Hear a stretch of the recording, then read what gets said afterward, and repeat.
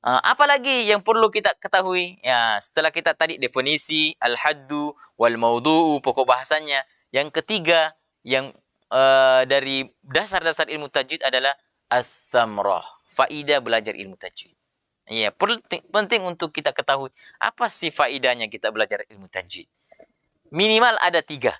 Iya, minimal ada tiga uh, faidah belajar tajwid. Pertama apa?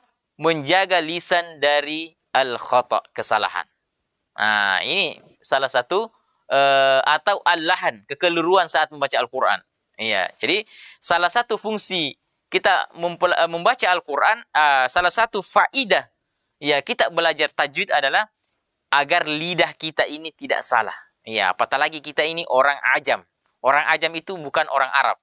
Iya, orang ajam ya tentu sudah beda makhrajnya bahasa kita dengan bahasa Arab.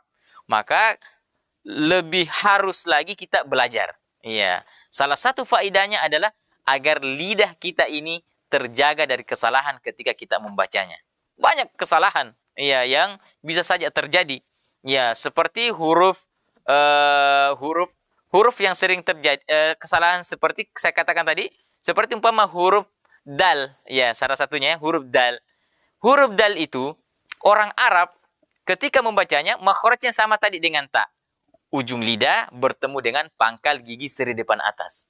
Iya. Maka orang Indonesia ya makhraj ta-nya tidak di situ.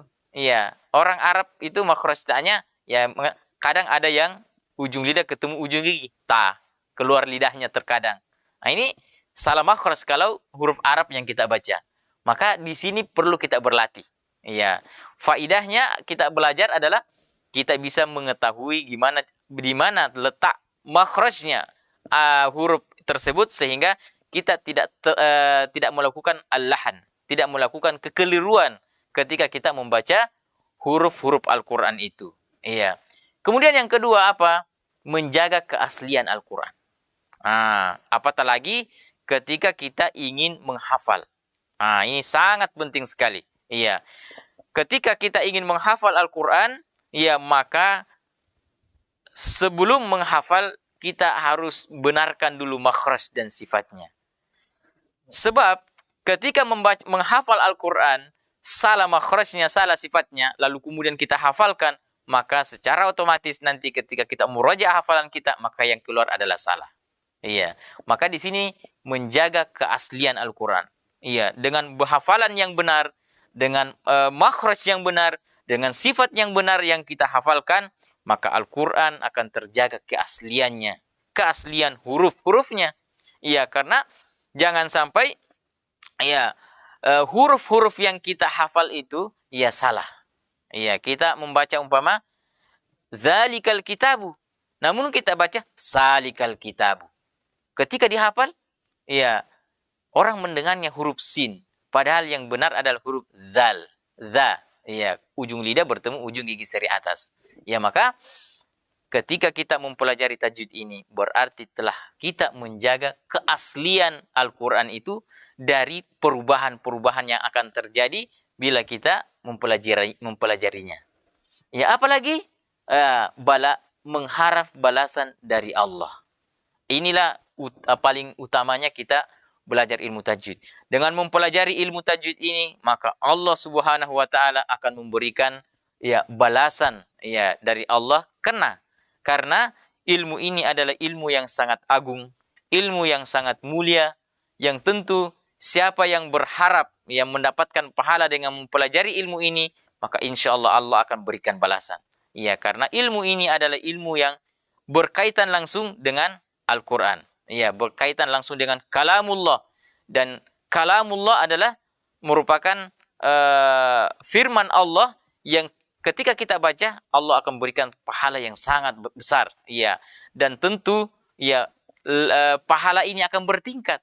Ketika seseorang membacanya dengan mahir, dengan lancar, kata Nabi SAW, al-mahiru bil Quran ma'as safaratil kiramil barara. Orang yang mahir di sini adalah bagus makhrajnya, sifatnya diberikan juga, kemudian mustahaknya tadi, ya hukum-hukumnya ya, atau sifat yang kadang ada kadang tidak ada diberikan juga, maka ya ini disebut orang membaca Al-Qur'an al-mahir. Orang membaca Al-Qur'an dengan mahir. Mahir artinya lincah, bagus. Ya, sempurna bacaan Al-Qur'annya. Kata Nabi, ma'as safaratil kiramil bararah. Dia akan bersama dengan para malaikat yang dimuliakan oleh Allah Subhanahu wa taala. Kemudian Nabi juga mengatakan lagi, walladzi yaqra'ul Qur'an wa yatata'ata. Adapun orang kalau baca Al-Qur'an lalu kemudian terbata-bata. Kenapa terbata-bata? Karena baru belajar Al-Qur'an. Maka Nabi mengatakan lahu ajran. Baginya 2 pahala. Pahala terbata-bata itu dan pahala setiap huruf yang ia baca. Karena Nabi mengatakan man qara'a harfan, siapa yang membaca 1 huruf dari Al-Qur'an falahu hasanah. Baginya 1 kebaikan. Wal hasanatu bi asyri amsalha. 1 kebaikan dilipat jadi 10. La aqulu alif lam mim, kata Nabi, saya tidak mengatakan kalau orang membaca alif lam mim itu 1 huruf. Walakin akan tetapi alifun harfun. Alif itu 1 huruf.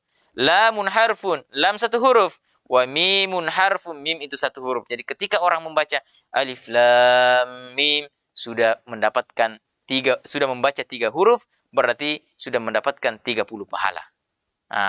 Bagaimana kalau orang itu membaca surah Al-Fatihah? Bagaimana kalau orang membaca Al-Baqarah, membaca 1 juz, membaca 2 juz, dan bagaimana kalau membaca 30 juz?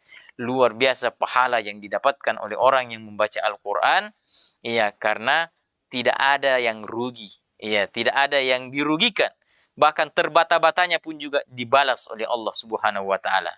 Oleh karenanya, ya, orang membaca Al-Quran itu, ya, orang yang terbata-bata membaca Al-Quran itu ada 2 macam. Ya.